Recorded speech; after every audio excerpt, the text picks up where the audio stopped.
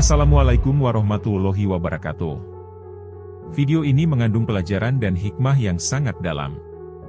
Tontonlah dari awal sampai akhir agar tidak keliru menyimpulkan ceritanya nanti. Anda dapat menuliskan pelajaran dan hikmah apa yang dapat dipetik dari video ini di dalam kolom komentar nanti. Selamat menonton. Dikisahkan, pada suatu masa, hiduplah seorang ahli ibadah yang terkenal kesalehan dan ketaatannya. Umurnya dihabiskan untuk melakukan berbagai macam bentuk ibadah, sehingga semua orang mengagumi kesalehan dan ketaatannya.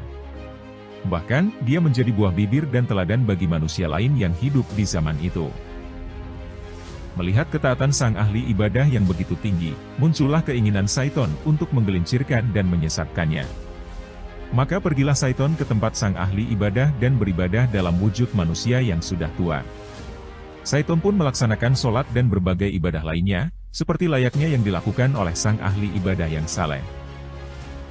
Semenjak awal kedatangan orang tersebut, yang tak lain adalah Syaiton, yang menyamar sebagai orang yang sudah tua, ternyata secara diam-diam sang ahli ibadah telah memperhatikan semua yang dilakukannya.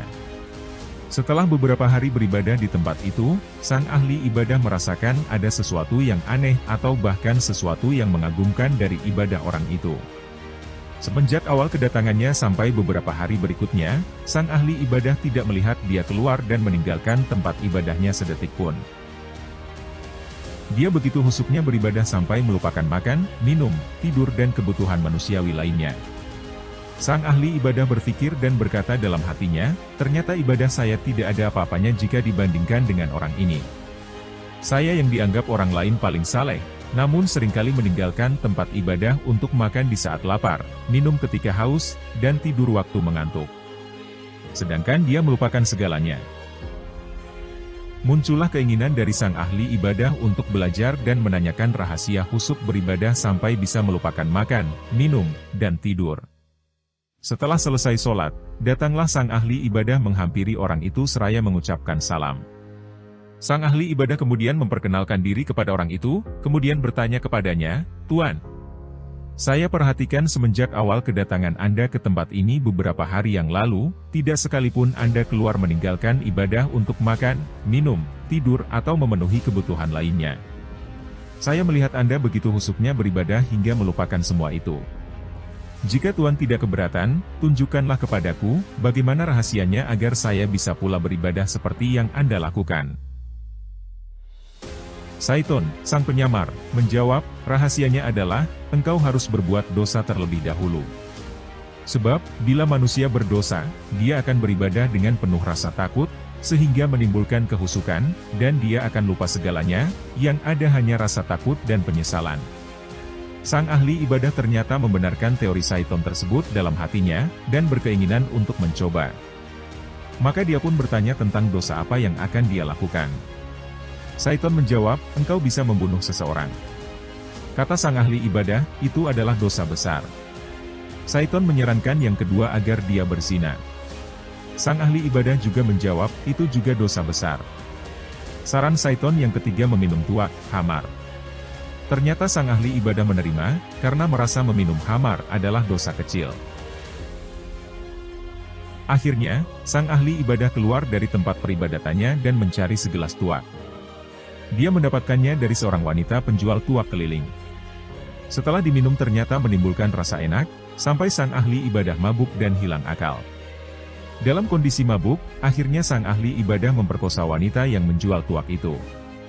Ternyata, berita perkosaan terhadap wanita penjual tuak sampai ke telinga suaminya, hingga membuat suaminya marah dan dia berniat membunuh sang ahli ibadah. Akhirnya, terjadilah perkelahian antara keduanya yang berujung pada terbunuhnya suami wanita penjual tuak yang telah diperkosa sang ahli ibadah. Berita mengenai sang ahli ibadah yang mabuk, lalu memperkosa dan membunuh manusia, tersebar ke seluruh negeri hingga akhirnya sang ahli ibadah ditangkap dan disalib di tiang gantungan. Di saat sekaratnya sang ahli ibadah, datanglah Syaiton yang tadi berwujud manusia yang menawarkan bantuan penyelamatan, namun dengan syarat menanggalkan tauhidnya. Sang ahli ibadah menyanggupi dan saat itulah malaikat datang mencabut nyawanya sehingga sang ahli ibadah mati dalam kekafiran. Dari kisah di atas dapat diambil pelajaran, pertama, betapapun hebatnya ibadah dan ketaatan seseorang, tidak serta-merta menjadi jaminan dia akan menjadi penghuni sorga. Begitu juga, ketaatan dan kesalehan seseorang, tidak menjadi jaminan bahwa dia akan selamat dari bujuk rayu syaiton yang ingin menyesatkannya. Hal itu bertujuan agar manusia tidak merasa angkuh atau sombong dengan ibadahnya yang banyak. Selanjutnya, agar seseorang tetap waspada dan hati-hati terhadap godaan dan bujuk rayu syaiton yang ingin menyesatkan manusia. Bagi yang taat dan ahli ibadah, syaiton tidak menggodanya dengan dosa dan kejahatan, akan tetapi dengan pahala dan kebaikan. Namun, kebaikan yang dibisikkan kepada manusia, secara perlahan-lahan diseretnya menuju pada jalan kesesatan melalui berbagai cara, seperti menyusupkan perasaan ria ke dalam hati pelaku dan sebagainya.